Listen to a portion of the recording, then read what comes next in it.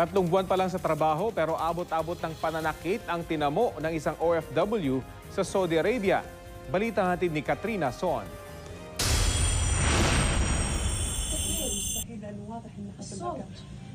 Puno ng pasa at sugat ang likuran pating mga braso at binti. Tinahi ang tenga dahil sa sugat at nalagas ang buhok. Ito ang kalagayan ngayon ng babaeng OFW sa Abbas Southern Region sa Saudi Arabia. Kwento niya, 3 buwan pa lang siya sa pinapasukan nang simulan siyang saktan ng kanyang mga amo. Yung konting pagkakamali lang po, hindi ko po sinasadya po ba yung bang, halimbawa, may nabasag ako konting baso. Tapos yung utos nila na hindi ko nasusunod po, nakakalimutan ko. Tapos yung mga anak niya po, nagsusumbong po kasi. Setyembre 2019 nang una siyang humingi ng tulong. Ilang kapwa OFW ang nagbigay ng kanyang larawang puro pasa sa kanyang asawa. Simula noon, hindi na raw tumigil sa pananakit ang kanyang mga amo. Nitong February 7, hindi na niya kinaya ang sakit. Naglilinis daw siya ng bahay nang biglang tawagin ng among babae. Nalabas niya ako sa black room, tapos kumuha po siya ng extension wire po. Pinalo niya ako ng pinalo po. Dublihin po yun nila, ma'am. Tiklopin nila yun. Tapos yung pinakasaksakan po, tumatama po dito po. Lahat po sa katawan ko po.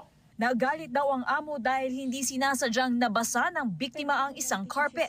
At nang dumating ang asawa ng among babae at nalaman ang nangyari, pinagtulungan na raw siya ng dalawa. Ang inabot ko po kasi sa kanya, suntok po, sampal, sipa, palo po. Nang pumasok ang mga amo sa kwarto, nakahanap siya ng pagkakataong tumakas. Isang Arabo ang tumulong sa kanya at dinala siya sa ospital hanggang sa maiparating ang kanyang sinapit sa kanyang pamilya. Ang asawa niya, di malaman ang gagawin nang malaman ito.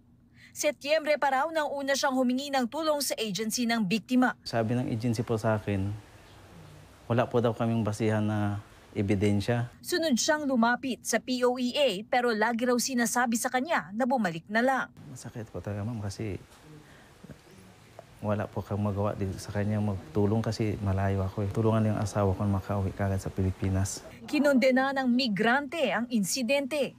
Nakakagalit yung nangyari sa kanya at dapat magalit din ang gobyerno, no, sa pagtrato sa ating kababayan.